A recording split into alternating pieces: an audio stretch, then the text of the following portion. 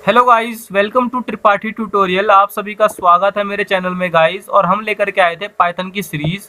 और पाइथन की सीरीज में पिछली क्लास में, पिछली वीडियोस में हमने लिस्ट, स्ट्रिंग, इन सब के बारे में डिस्कशन किया था। और हमने रिलेशन बिटवीन स्ट्रिंग और लिस्ट में क्या रिलेशन है उसको भी डिस्कस किया था। उनके बेस पर कुछ प्रोग्राम्स किए थे और कुछ और लॉजिकल बिल्डअप प्रोग्राम हमने किए थे, जिससे हमारा लॉजिक काफ़ी बिल्डअप हो गया था कि लिस्ट और स्ट्रिंग का यूज़ कहाँ करते हैं, कैसे कैसे प्रोग्राम्स में हम उन्हें यूज़ कर सकते हैं।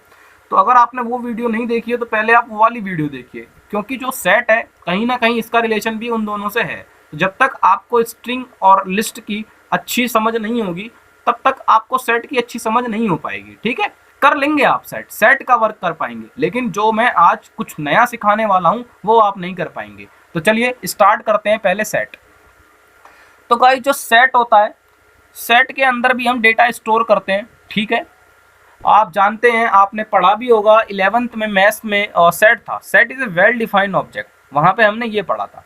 अब उसको हम कोड के जरिए करेंगे। ठीक है, तो सेट जो है गाइस वो क्या है, अगर हम सेट के अंदर डेटा स्टोर कर रहे हैं तो वो नो डुप्लीकेट, कोई भी डुप्लीकेट डेटा हम सेट के अंदर स्टोर नहीं कर सकते। ठीक है, इन सब पे अभी हम एक एक करके वर्क करेंगे। पहले एक बार थ्योरेटिकल समझ लीजिए। और अनऑर्डर सेट का जो हम पढ़ने वाले हैं, इसका कोई ऑर्डर नहीं है, इसके अंदर आप इंडेक्सिंग नहीं कर सकते। हेट्रोजीनियस, इंटीजर, फ्लोट, स्ट्रिंग, जो डेटा आप स्टोर कराना चाहते हैं आप स्टोर करा सकते हैं। हेट्रोजीनियस है ये। म्यूटेबल, म्यूटेबल का मतलब इसमें आप चेंजिंग कर सकते हैं, ऐड भी कर सकते हैं, डिलीट भी कर सकते हैं। यूनियन, दो सेट को एक साथ कंबाइन करना, वो आप कर सकते हैं। इटरेबल, आप लूप चला सकते हैं इसके अंदर। इंटरसेक्शन का मतलब क्या है, दो सेट के बीच से कॉमन एलिमेंट निकालना। डिफरेंस, दो सेट के बीच का। और सम मेथड, ये कुछ कंटेंट जो आज हम सेट में कंप्लीट करेंगे। ठीक है, और भी देखेंगे, ये मोटा मोटा बताया आपको। चलिए स्टार्ट करते हैं। अब सबसे पहले तो अगर हम सेट पढ़ रहे हैं तो हमें सेट को डिफाइन करना आना चाहिए। ठीक है, तो जो सेट होता है आपने भी पढ़ा होगा, करली ब्रेसेस के अंदर जितने भी एलिमेंट लिखे होते हैं वो सेट होते हैं। लिस्ट का अलग मेथड था, स्ट्रिंग का अलग था। इसी तरीके से सेट का क्या है, करली ब्रेसेस के अंदर जितने भी एलिमेंट लिखे होंगे वो सेट कहलाएंगे। 1 2 3 ये सब क्या है, एक सेट के अंदर है। ठीक है, चलिए अब जैसा कि आपने वहां पे पढ़ा था कि अगर लिस्ट को डिफाइन करना है तो L इजिकल टू आप स्क्वायर ब्रैकेट खोल देते थे तो लिस्ट डिफाइन हो जाती थी। लेकिन अगर आप यहाँ पे ये सोच रहे हो कि एक वेरिएबल लेता हूँ और मैं करली ब्रेसिस ओपन करता हूँ तो वो मेरा सेट बन जाएगा, नहीं, ये सिंटैक्स किसी और चीज़ का है और उसका नाम है डिक्शनरी, जो हम आगे पढ़ेंगे। चलिए प्योरली सेट की बात करते हैं अब। तो ये अगर आप सोच रहे हैं तो गलत है। अब जो सेट को जो डिफाइन किया जाता है वो आप ऐसे डिफाइन कर सकते हैं, एक वेरिएबल का नाम इक्वल टू, या तो आप लिख दीजिए सेट, या तो आप लिख दीजिए सेट, सेट फंक्शन को कॉल करा दीजिए। ठीक है, तो मैं प्रिंट कराता हूं और दिखाता हूं आपको। प्रिंट टाइप, कि किस टाइप का ये, और टाइप में वेरिएबल का नाम देते थे हम। मैंने ये सब बता रखा है आपको अच्छे से, आप देख सकते हैं आपके सामने क्लास सेट आ चुका है। तो आई होप आपको समझ में आ गया होगा कि डिफाइन कैसे करना है। एक तो आप ऐसे डिफाइन करिए, ठीक है, और एक आप ऐसे डिफाइन कर सकते हैं, S is equal to curly braces open करिए और कुछ भी डेटा डाल दीजिए, डायरेक्ट डेटा डालिए, तभी वो डिफाइन होगा। अगर आप सोच रहे हो कि मैं सिंपल करली ब्रेसिस से करूं तो नहीं, अब ये सेट है। हाँ, जब आप डेटा डाल के बता रहे हैं कि इस टाइप का डेटा है। ठीक है, तो मैं प्रिंट करा के आपको दिखाता हूं, ये भी प्रिंट टाइप एस F5।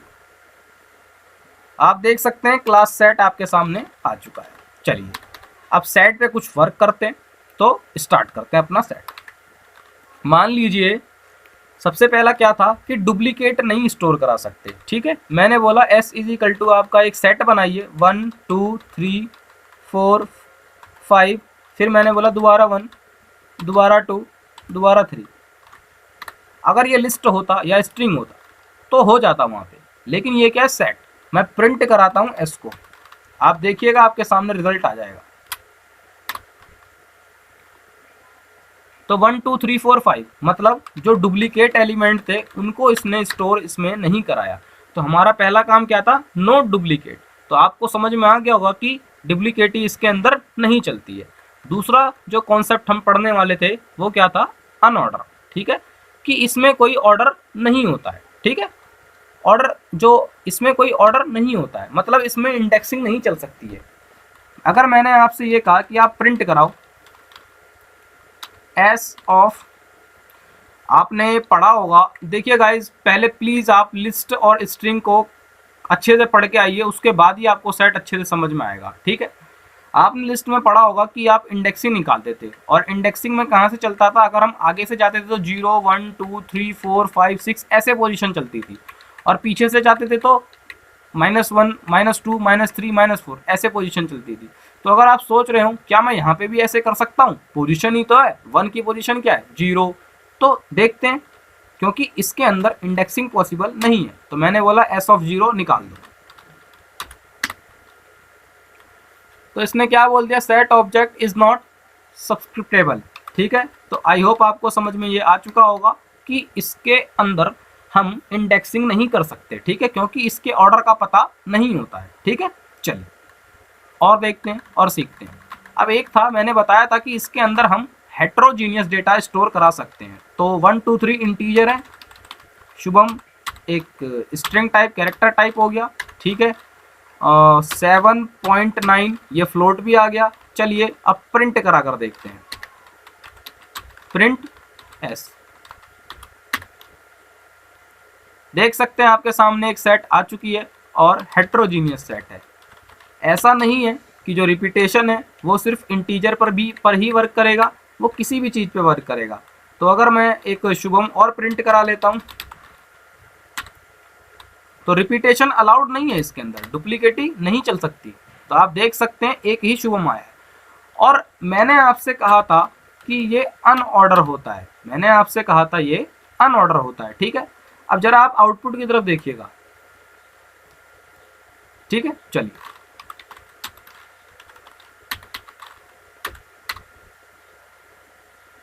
आपने आउटपुट में कुछ अज्यूम किया कि ये जो शुभम था, ये शुभम पिछली बार ये शुभम यहाँ आया था और ये 7.9 इधर आया था, ठीक है।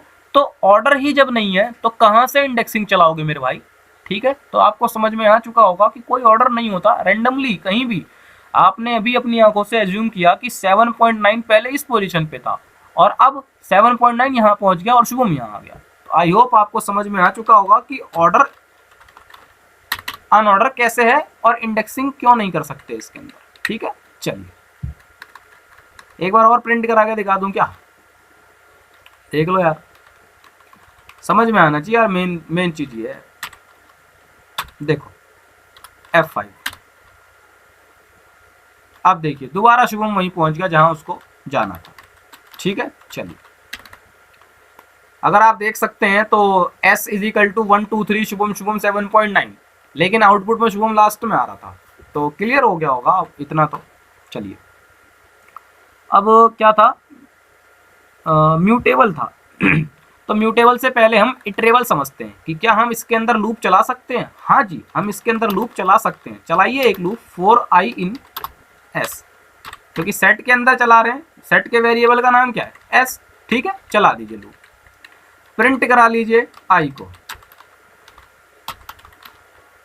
आउटपुट देखिए तो आपके सामने आ चुका है आउटपुट, और आउटपुट में भी आप देख करके समझ गए होंगे कि ऑर्डर से आउटपुट नहीं आ रहा है, ठीक है।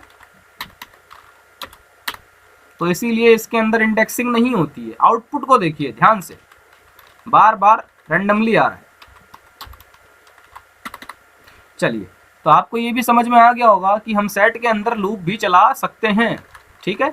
चलिए अब बात करते हैं कि सेट के अंदर हम जो म्यूटेबल है, ये म्यूटेबल मतलब चेंजिंग करते हैं कुछ, ठीक है, ऐड करते हैं, रिमूव करते हैं, ठीक है। कुछ डेटा को ऐड करते हैं, कुछ डेटा को इसमें रिमूव करते हैं। तो ऐड करने के लिए क्या यूज़ होता है इसमें, और रिमूव करने के लिए क्या मेथड्स हम यूज़ करते हैं। तो गाइस मैं आपको बता दूं, ऐड करने के लिए इसमें हम यूज़ करते हैं डॉट ऐड मेथड। क्या यूज़ करते हैं, डॉट ऐड मेथड, ठीक है। जैसे मैंने आपसे बोला जो ये मेरा सेट है, इस सेट के अंदर आप ऐड कर दो 23, तो आप क्या कैसे ऐड करेंगे, आप लिखेंगे एस डॉट एक ऐड मेथड और ये, ठीक है, एस मतलब वेरिएबल का नाम और डॉट और जो मेथड आप लगाना चाह रहे हैं, तो आप ऐड मेथड के अंदर लिख दीजिए जो आपको ऐड करना है, ठीक है। अब प्रिंट करा के देखिए अपने सेट को, तो आपका सेट जो है वो 23 के साथ आ जाएगा चेंज होकर के, ठीक है। देख सकते हैं गाइस 23 स्टोर हो चुका है, ठीक है। अब आप सोच रहे होंगे क्या ये लास्ट में ऐड करता है चीज़ों को, तो देखते हैं, एक बार और रन कराइए तब और अच्छा समझ में आएगा, ठीक है। हाँ ठीक है, चलिए एक बार और रन कराता हूँ। आउटपुट पे ध्यान दीजिएगा प्लीज़, देखिए तो लास्ट में ही ऐड कर रहा है, ठीक है, मतलब रैंडमली ऐड नहीं कर रहा। एक बार और देख लो। तो आई होप आपको समझ में आ गया होगा ऐड का कॉन्सेप्ट, कि अगर आपको देखो पोजीशन तो इसमें है नहीं, इंडेक्सिंग है नहीं, तो आप जहां आपका मन करे वहां तो नहीं कर सकते, ठीक है, लास्ट में कर सकते हैं, ठीक है। तो आपको समझ में आ गया होगा कि अगर हमें इसके अंदर कोई वैल्यू स्टोर करानी हो तो कैसे स्टोर कराएंगे। अब मान लीजिए आपको कोई वैल्यू डिलीट करनी है, तो डिलीट के लिए एक मेथड हम यूज़ करते हैं डॉट रिमूव का, डॉट रिमूव। और रिमूव कहता है मेरे अंदर आप वो वैल्यू लिख दो जिसको आप डिलीट करना चाहते हो। जैसे मैं डिलीट करना चाहता हूँ 7.9 को, तो मैं इसके अंदर लिख देता हूँ 7.9।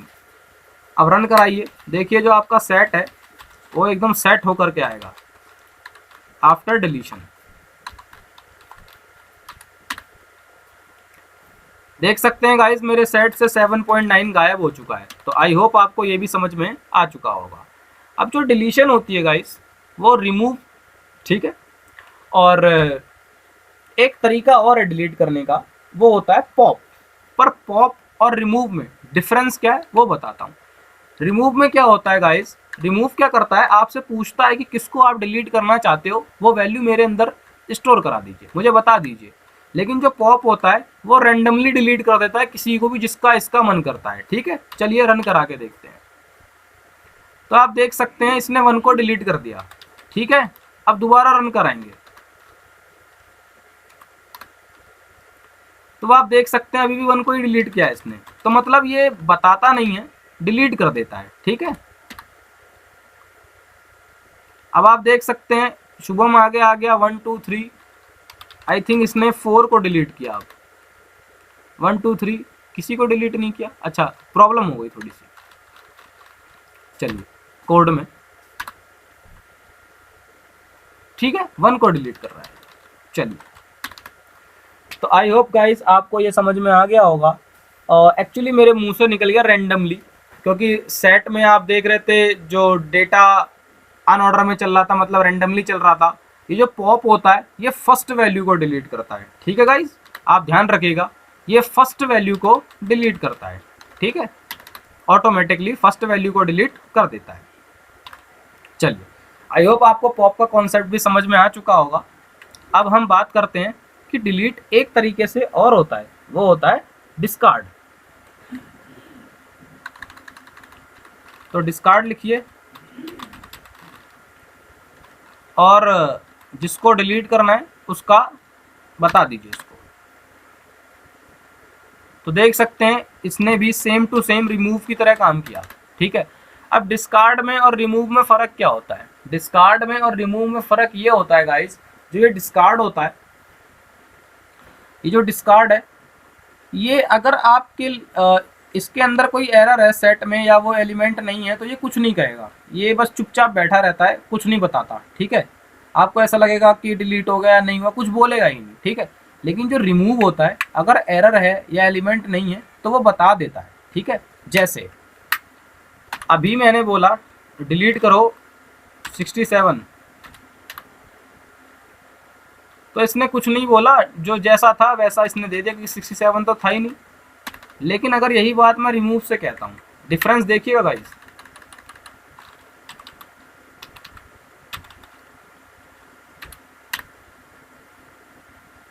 तो रिमूव कहता है कि 67 नहीं है, ठीक है। तो आपको समझ में आ चुका होगा कि इन दोनों के बीच में डिफरेंस क्या है, ठीक है। डिस्कार्ड, पॉप और रिमूव।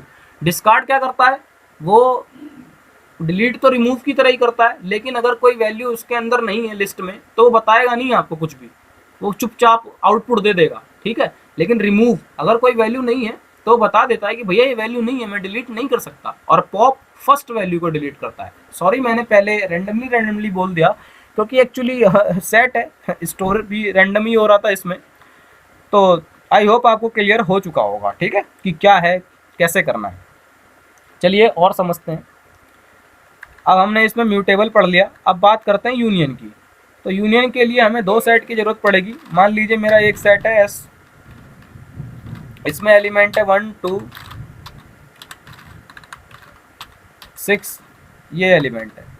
एक मेरा S1 सेट है, इसके अंदर मेरे एलिमेंट है 3 7 8। मैंने आपसे कहा कि यूनियन कर दो, दोनों सेट को कंबाइन कर दो, दोनों सेट को कंबाइन कर दो।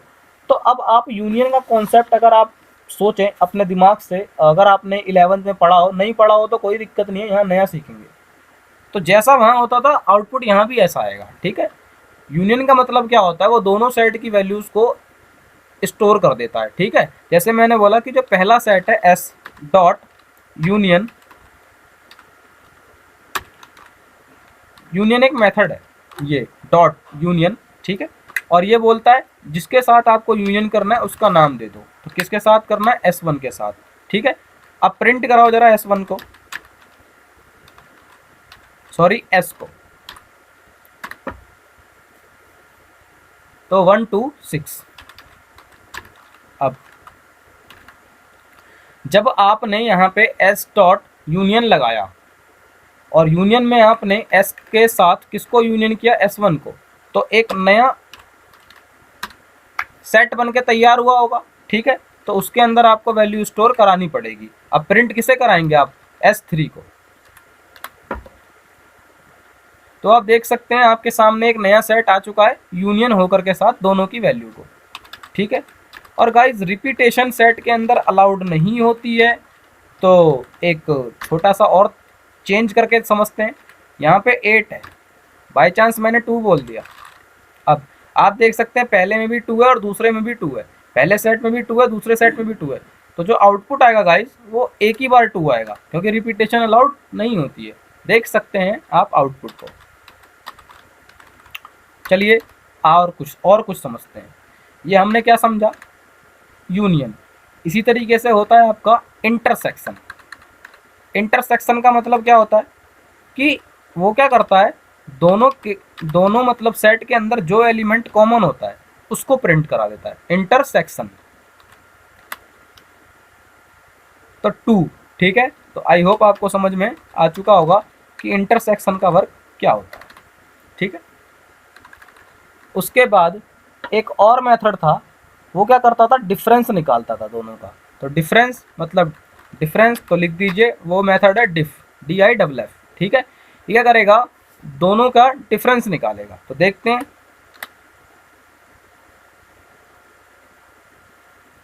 अच्छा एक मिनट, कुछ दिक्कत हो गई है, देखते हैं क्या एरर दे रहा है ये। डिफरेंस डिफरेंस डिफरेंस डिफरेंस कह रहा है, डिफरेंस एट्रीब्यूट इसमें नहीं है। अच्छा जी, देख, तो आपको डिफरेंस जो है वो पूरा लिखना पड़ेगा, क्योंकि डिफरेंस स्पेलिंग DIFFERENCE, ठीक है। तो हमने पूरा नहीं लिखा था इसलिए वो एरर दे रहा था, ठीक है। चलिए आप देख सकते हैं उसने डिफरेंस दे दिया। अब ये डिफरेंस होता क्या है इसको समझते हैं एक बार।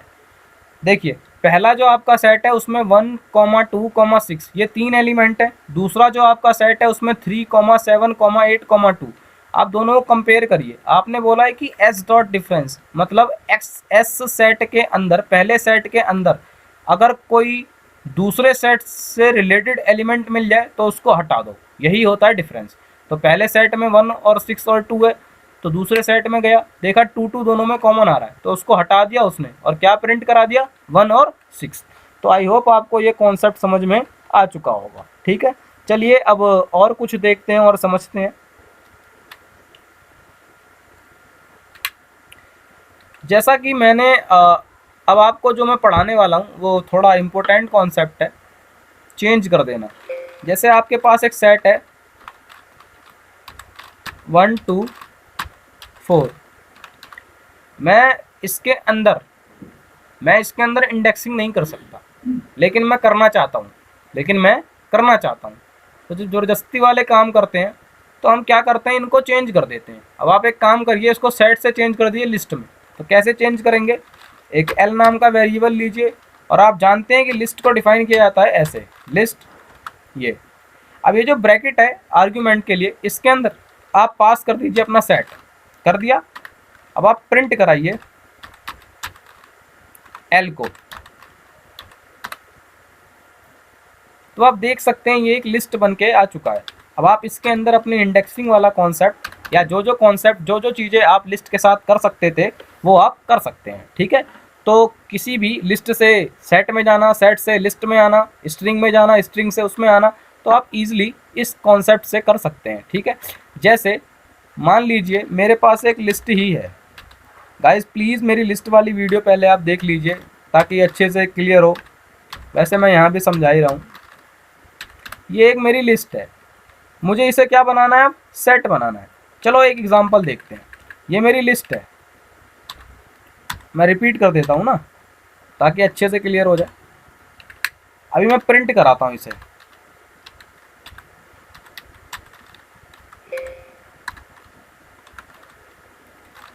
एल। तो आप देख सकते हैं रिपीटेशन अलाउड है, क्योंकि लिस्ट में रिपीटेशन अलाउड होती है। मुझे इसे कन्वर्ट करना है किसमें, मुझे इसे कन्वर्ट करना है एक सेट में। तो मैंने एस नाम का एक वेरिएबल लिया, और मैंने आपको बताया था सेट को डिफाइन कैसे करते हैं। एक और तरीका था एस सेट और ओपन और क्लोज ब्रैकेट, ठीक है। अब ब्रैकेट को खोला और मैंने बंद कर दिया। इसके अंदर पास कर दीजिए जिसको आपको सेट बनाना है, एल को बनाना है, ठीक है। और प्रिंट करा लीजिए किसको, एस को। आप देख सकते हैं ये जो मेरी लिस्ट है ये अब सेट में कन्वर्ट हो जाएगी, और एलिमेंट जो रिपीट हो रहे थे वो भी रिपीट नहीं हो रहे हैं। तो अब आप जो भी कर सकते थे लिस्ट के साथ, आप कन्वर्ट करके आराम से जो भी आप करना चाहें आप कर सकते हैं। तो देखिए गाइज, ये जो लिस्ट है, सेट है, स्ट्रिंग है, टपल है, फ्रोजन सेट है, डिक्शनरी है, इन सब के बीच में कुछ ना कुछ रिलेशन है, ठीक है। तो जब तक आप सीरीज से नहीं चलेंगे तो आपके कॉन्सेप्ट जो हैं वो थोड़े हिले हुए रहेंगे, ठीक है। तो आई होप गाइज आपको ये सेशन समझ में आया हो। अगर आपको मेरी ये वीडियो अच्छी लगी हो, प्लीज़ मेरे चैनल को लाइक करिए, सब्सक्राइब करिए और शेयर करना ना भूलिए। Thank you so much. अगली वीडियो में हम पढ़ेंगे फ्यूजन सेट और टपल के बारे में।